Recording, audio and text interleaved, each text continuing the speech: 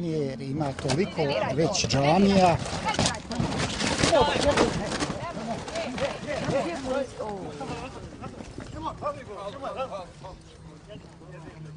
Jebem li vam majku? Hajmo različiti. Evo, mislim, sad je sve jasno, evo. Gospodin koji je dao 30.000 kaže, a bolje da je na gladne lica. Ja džamiju plaćam. Šta je? Čemu je problem? Ukro. Ali ja mi razmetli ostavio. Šta je? Ajde, ajde, ajde. Jebem, policaj stavili.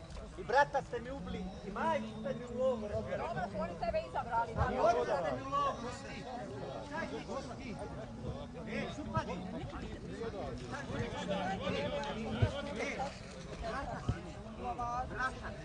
Brata, ono se rodi.